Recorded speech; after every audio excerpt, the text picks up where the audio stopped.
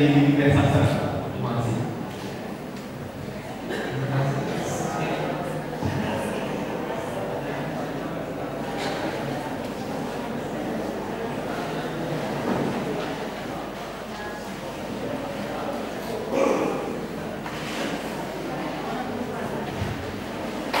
Pertanyaan pertama, bagaimana kita menerapkan sastra dalam kehidupan sehari-hari kita?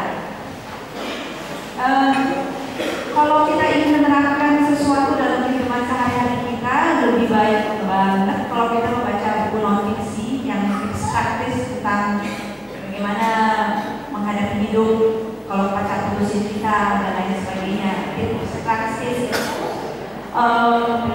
Memang sangat praktis gitu, membumi nyata gitu dan terarah gitu ya. Jadi kita membaca, kita langsung tahu kalau A harus B gitu ya. Harus kalau misalnya kejadiannya B ya ada pilihan lain, harus D, harus D, harus kalau harus C, harus D. Itu praktis. Tapi sebenarnya dalam sastra itu sebenarnya tidak terlalu praktis kalau menurut saya. Makanya banyak sekali tanggapan bahwa sastra itu bukan sebuah kepraktisan hidup. Itu adalah permainan. Saya pernah baca blognya Eka Kurniawan yang mengatakan bahwa sastra itu seperti anak kecil sedang memainkan barangnya. Seperti kalau saya seperti Lego. Anak kecil main Lego, anak saya juga senang Lego. Dibangunlah di sana, ya tafsirannya sih itu sana. Dibangunlah mobil-mobilan, rumah-rumahan. Kita bilang, oh ini kota. Dia punya cita-cita sendiri tentang Lego. Ya sastra sama sekali tidak praktis. Kalau boleh saya bilang, saya akui. Itu hanya kita tidak pernah ingat waktu kita masih kecil kita bermain tanpa tujuan. Kita hanya untuk senang for the sake of happiness tanpa kita perlu memikirkan segala hal. Bisakah kita setelah dewasa juga memperlakukan hidup seperti itu, gitu ya?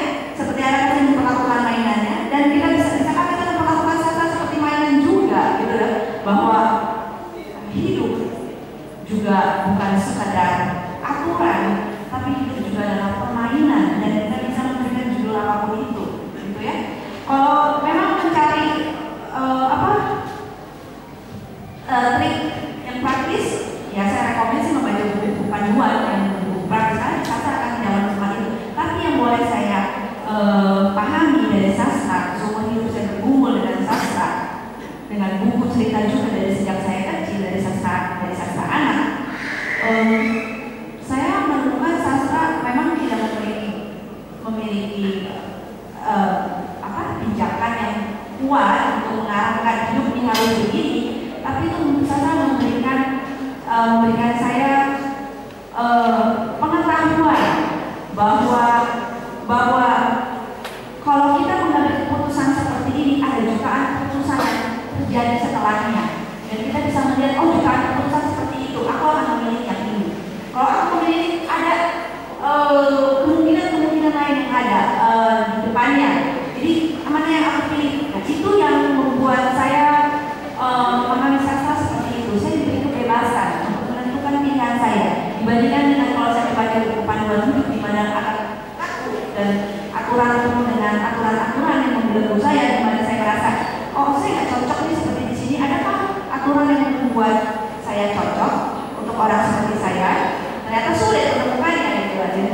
Sementara di sastra sendiri saya menemukan bahwa itu ruangan bermain yang luas dan menyenangkan, dan saya bisa bebas untuk apa saja, sehingga saya memahami hidup dengan lebih holistik, dengan lebih 5 dimensi, bukan cuma sekedar 1, 2, 3 dimensi, bukan cuma sekedar, saya nggak tahu, setahu saya ada 4 dimensi, ada 5 dimensi dalam ruang ya, dalam fisika saya kurang paham, dan kalau saya pernah baca satu artikel sana, mungkin saja lebih dari 5 dimensi, otak saya belum nyampe ke hal itu, tapi ya sastra memberikan saya ruangan yang lebih luas dibandingkan ruangan cuma sekedar 3 dimensi.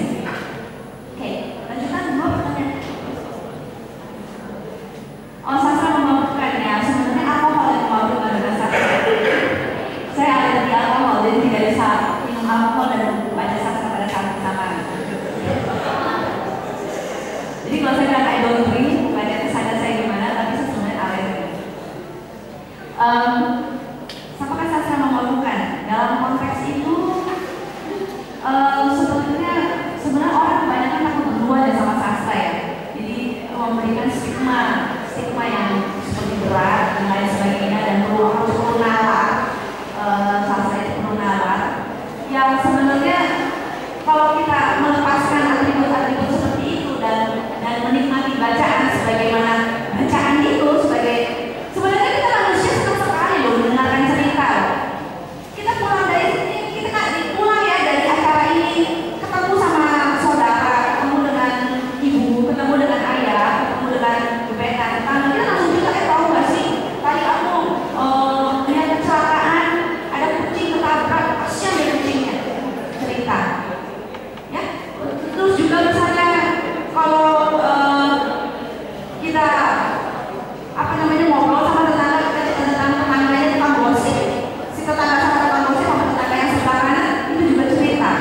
Jadi sebenarnya sastra nggak membawakan dia, tapi kita berhubungan dengan cerita, kita ngobrol, kita berbagi kisah, kita sharing, ya itu cerita. Ya nggak, jadi nggak membawakan sih kalau sastra nggak harus memiliki nalar atau pemikiran tingkat sedemikian rupa yang harus kita persiapkan untuk membaca sastra. Ingat saja, pada dasarnya kita manusia adalah pencerita, pendongeng, dan senang mendengarkan cerita-cerita dan dongeng-dongeng. Jadi ya begitu. Pertanyaan nomor 3.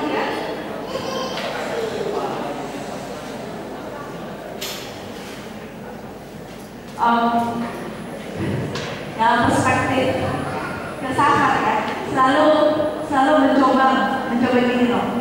Ketika orang-orang berada di sudut sana, kita harus lihat dari sudut sebelah sendiri kan. Orang-orang sana kita lihat dari sudut ini, melihat dari berbagai sudut. Pertanyaannya sangat bagus. Jadi ketika pertanyaannya adalah apakah ada tren sastra untuk mengarahkan masyarakat ke pemikiran-pemikiran tertentu? Sastra pada dasarnya sebenarnya adalah pemikiran, ide yang kalau kita masuk lebih dalam lagi ke dalam sebuah cerita yang kita kelupas, itu adalah yang sisa tertinggal dari ampas, itu adalah pemikiran atau ide. Bisa saja pada era-era tertentu ada sekelompok orang yang memiliki ide tertentu untuk melawan status quo yang terjadi pada masyarakat. Mereka melakukan gerakan seperti itu sehingga angin berubah arah. Para penulis ini boleh dibilang adalah pendobrak.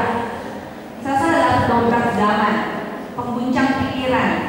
Ya, jadi mungkin akan ada tren akan bergerak seperti ombak ya ke arah sana, tapi akan ada angin lagi yang bergerak ke arah sana.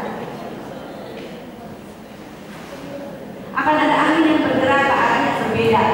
Jadi mungkin saja kalau ada pertanyaan apakah ada gerakan seperti itu, bisa saja, tapi bisa juga memang kelompok itu sengaja, kelompok para penulis yang mempunyai pikiran-pikiran tertentu akan menggerakkan ke arah yang berbeda ya. Merasa segitu aja ya. Terima kasih. Ya, menurut para cinta itu adalah titik-titik hujan yang jatuh dari langit, bunga bermekaran dan menari-nari di sekeliling. Dan penulis buku itu adalah penulis novel itu adalah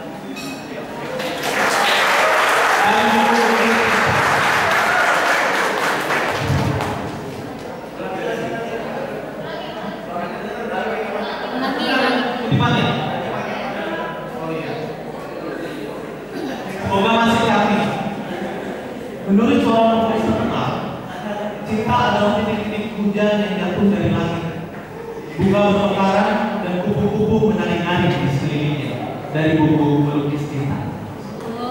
Terima kasih sekali lagi untuk Bu Clara. Dan satu lagi untuk pesan khusus buat Anda di Jakarta, jangan-jangan baca buku.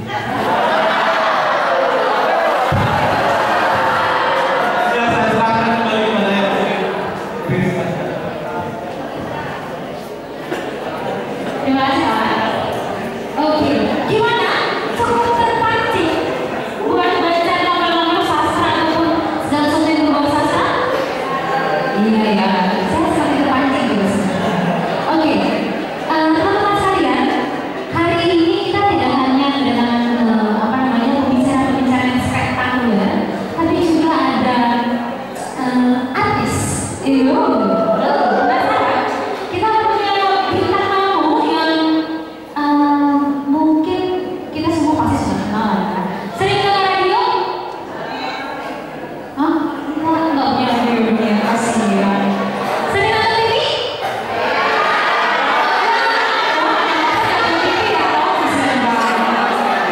Sering buka YouTube? Internetnya mana? Tahu nggak lagu? Aduh, saya suaranya nggak bagus. Cinta mati ya judulnya. Aku bisa mati. Aku bisa mati. Oh, makasih ya. Aku bisa mati. Tadadadadada. Tahu nggak lagunya? Tahu? Oke. Marilah kita sambut artis kita, Latika.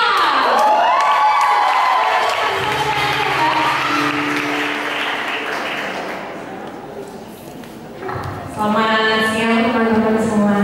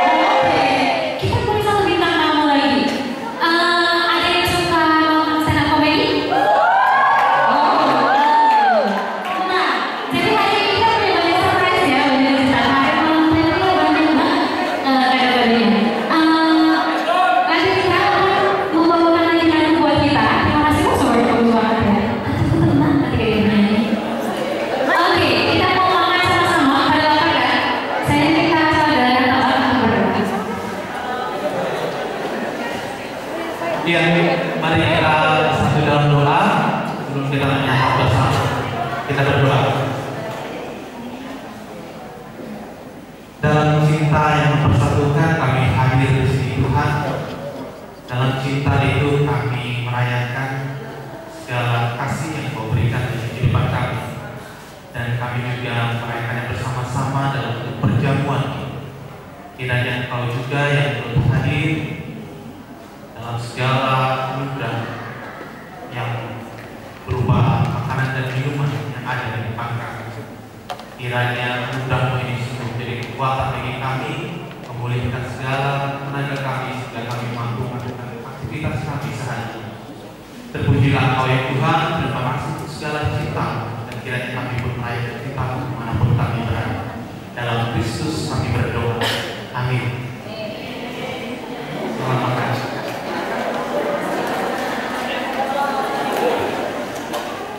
Oke, teman.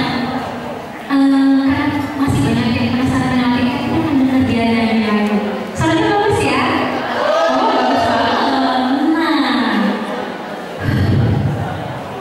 baiklah.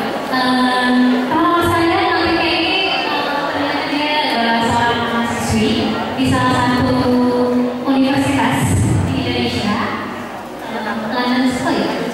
Oke, London School. Habis ini bukan tanya. Terus bercerita di KKBP mana? Dia akan menyanyikan lagi satu lagu universitas lagi ya? Oh, 2. Oh, terima kasih. Akhirnya 2 lagu. Selamat menikmati, terima kasih, dan selamat menikmati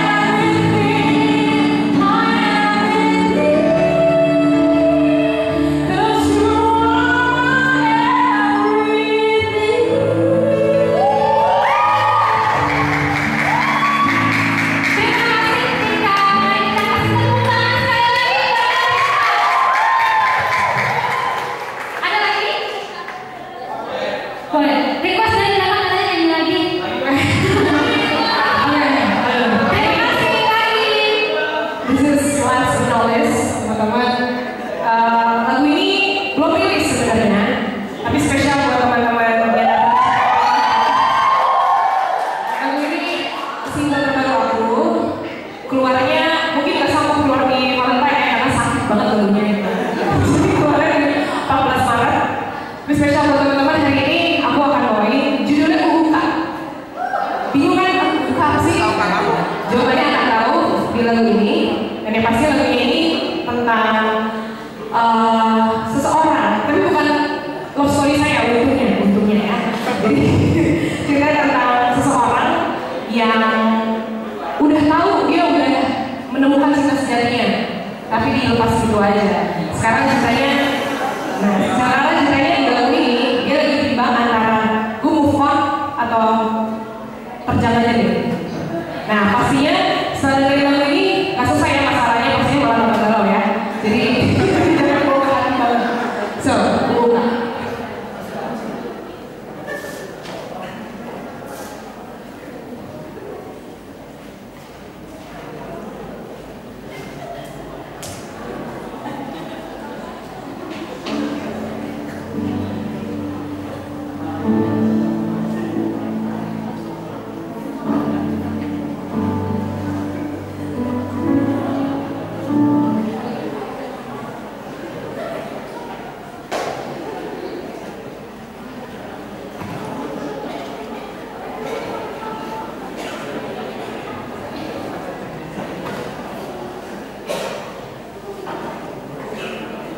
Ada kesalahan teknis sedikit.